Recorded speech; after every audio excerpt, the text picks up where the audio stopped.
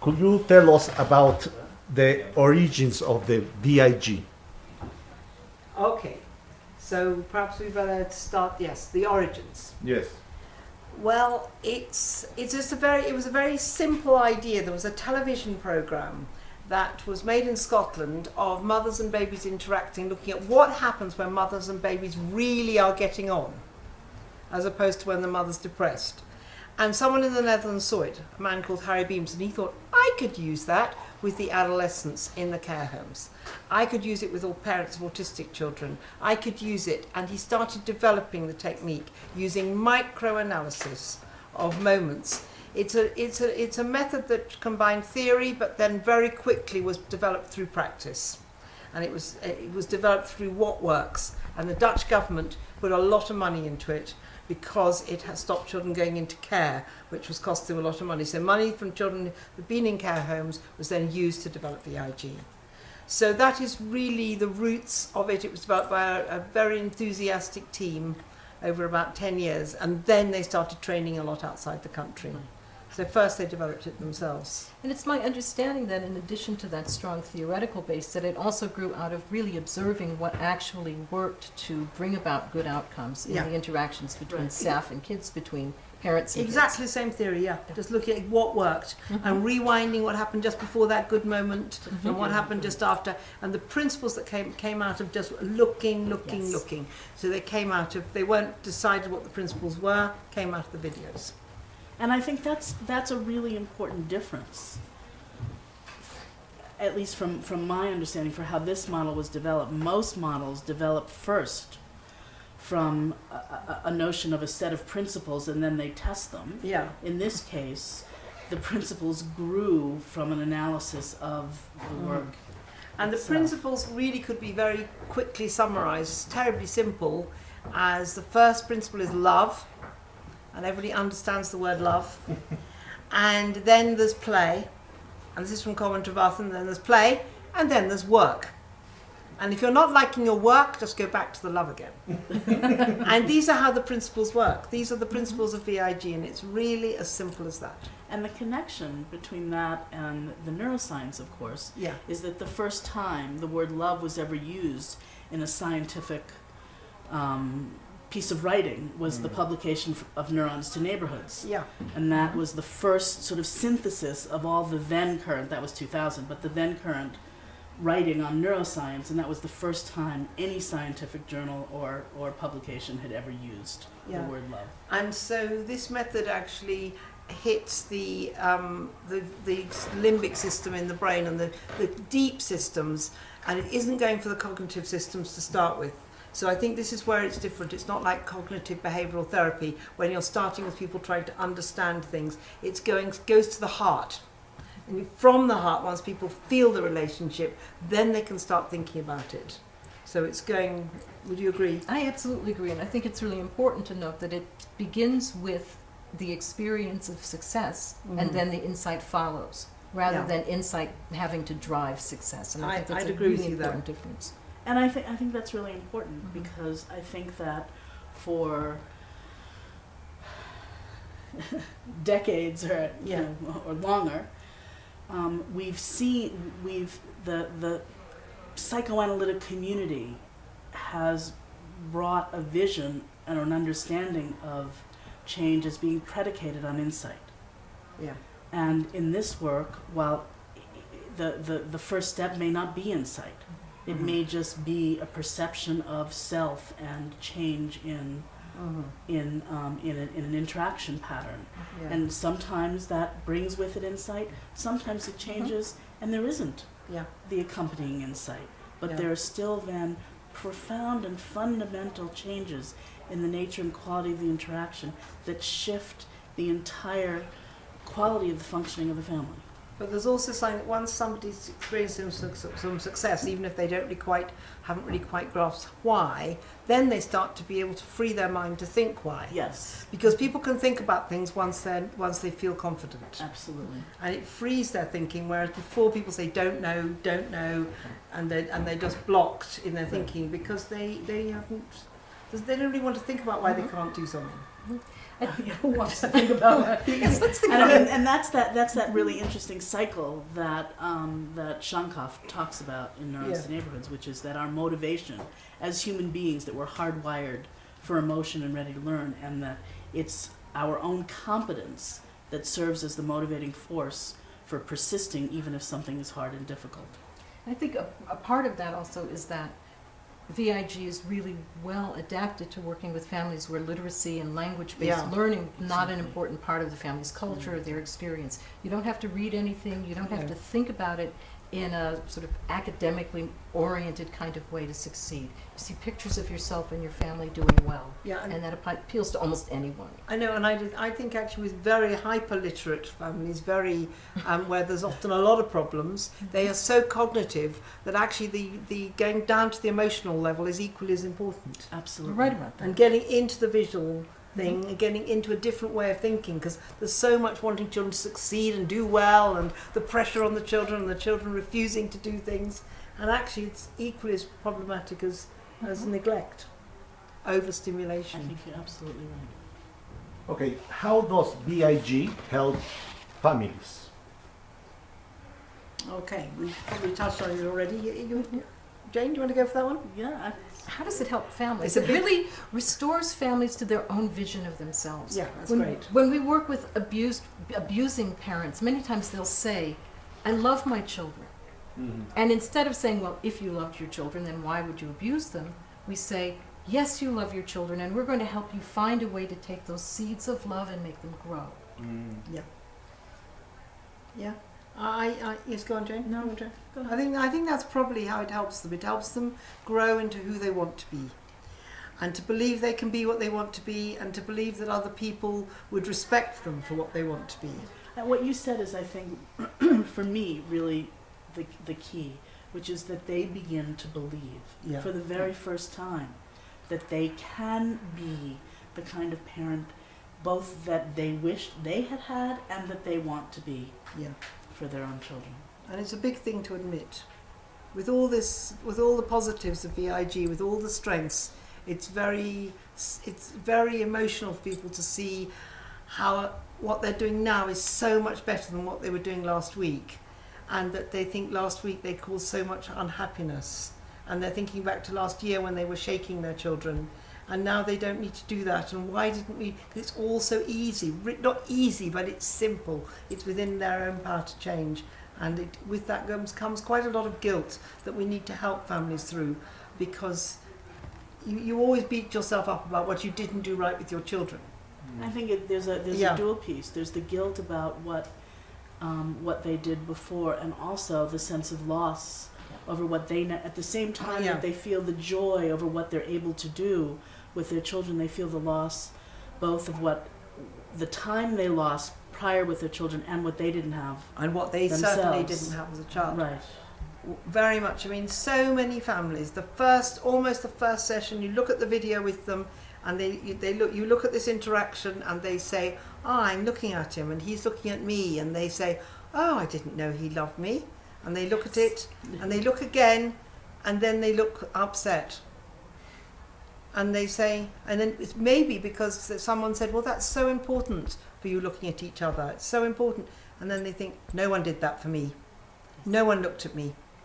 My mother hated me," and it creates this feeling of that.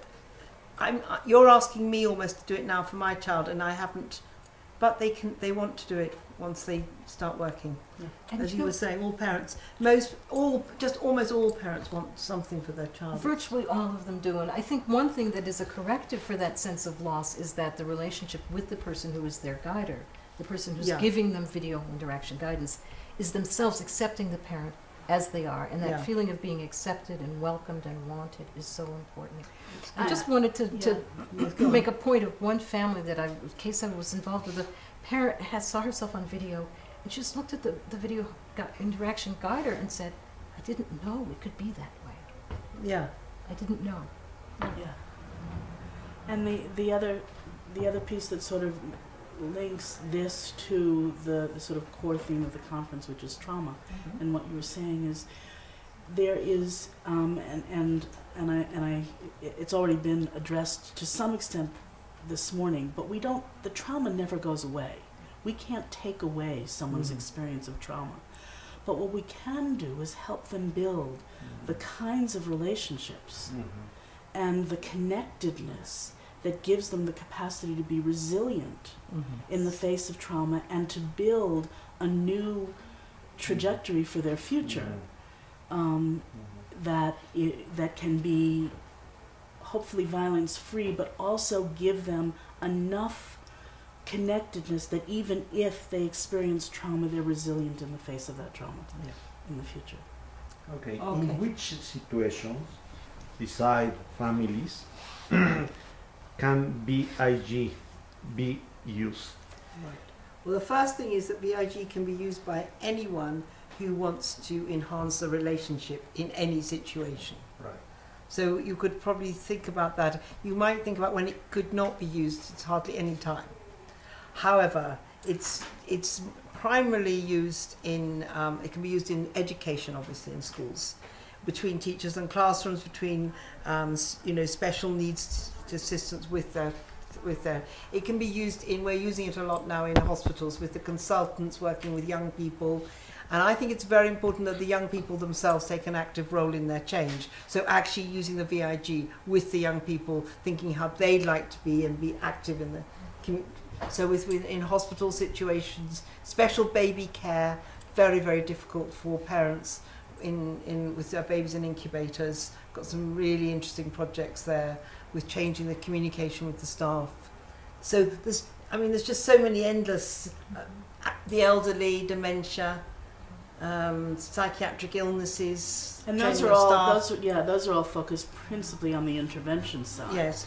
And I think what you said with the changes in staff, what we have found in our work, that as important as the intervention is the sort of parallel process, focusing on those same sets of capacities and skills with supervisors and their supervisees. Yeah, exactly. So that we're not having a different expectation around how clinicians interact with clients and what we expect of clients with their children, and then have a blame and shame based context for supervisors and supervisees. Yeah. And we do the same work with CEOs, with leaders and their leadership teams, with anybody in any context. And that reminds me of a workshop that we were at, and we were talking about youth development, VIG for youth development, and the husband of one of the women was a housing court judge. Yeah. And he said this would be brilliant for judges.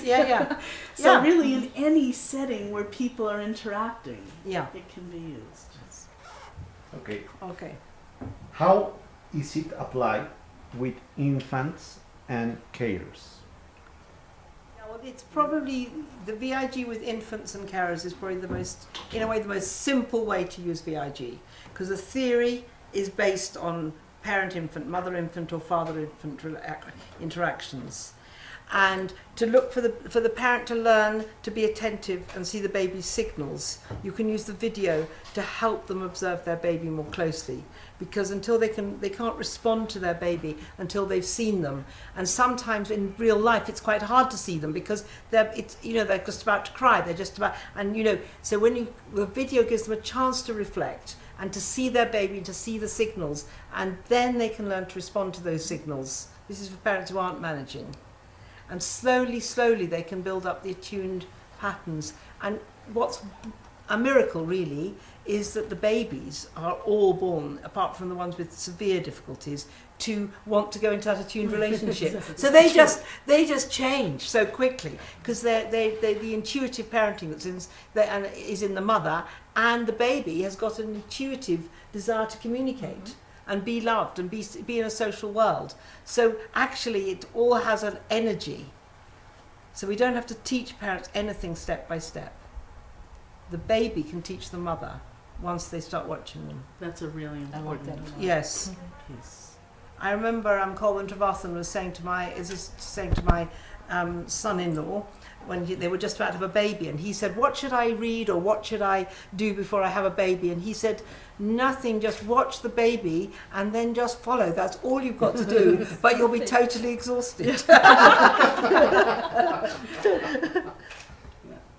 And what happened when the mother and the baby are in attune? in attunement. Well, I think the oxytocin levels of the mother goes whoosh. Us watching it start smiling. So we smile at each other. So the mother is receiving this attunement on the screen, and the attunement from us, the witnessing of this, and together that's a sort of double dose of what she needs.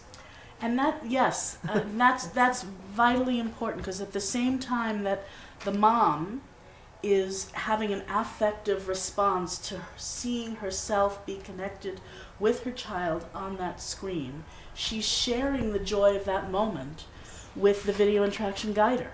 Yeah. And so together they are experiencing this same moment.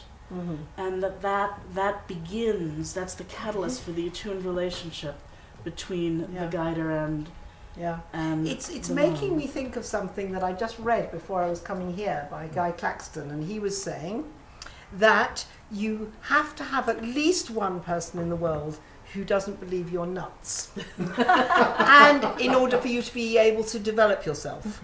And if a parent has the guider does not believe they're nuts. The guider is believing in this person, and I think that's what helps people recover. Probably. But the visual image is so important because it is the trigger for this relationship. And there's another piece to this that we have found is extraordinary, because this is hard work. The work that clinicians and people do with marginalized and struggling families and traumatized families is very, very challenging work. And often without the VIG as a tool, they're spending their time focused on the trauma and the pain and the loss and the grief. Yeah. And when they come back sometimes with their first video, they will say, oh my goodness, I don't know where to begin.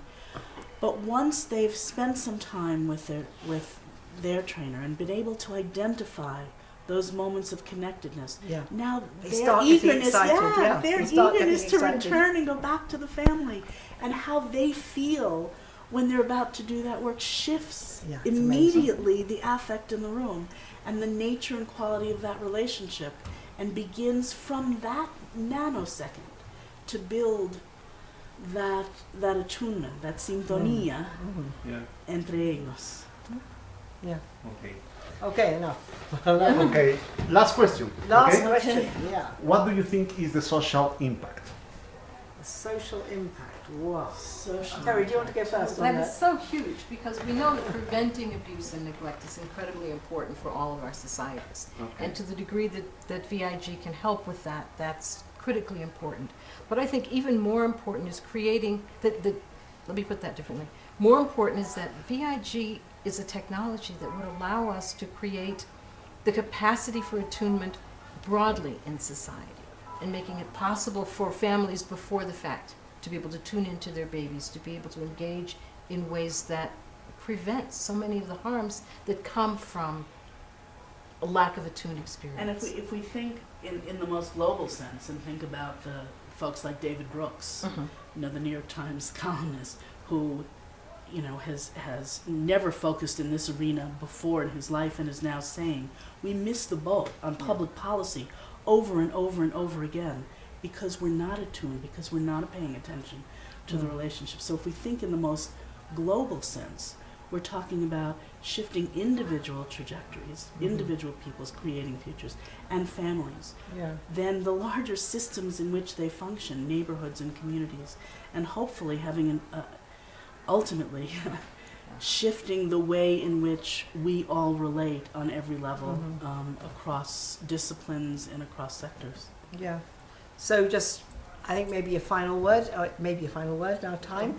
I think I agree. I think it has could have a major, even political impact, and it's going for compassion and cooperation rather than competition. And that's really, and also in and out groups, it's about valuing people for who they are, whatever race they are, whatever group they come from. And if that was spreading more in the world, we really could see things improving. And I do really believe that the young people today are taking up these values in quite big ways. And I'm really quite excited. Kinds of ways, in very interesting kinds of ways. So I'm thinking VIG is of its time. And there are other people who know nothing about the idea who are also going in the same direction. And I think this is very exciting. It is. It's very exciting.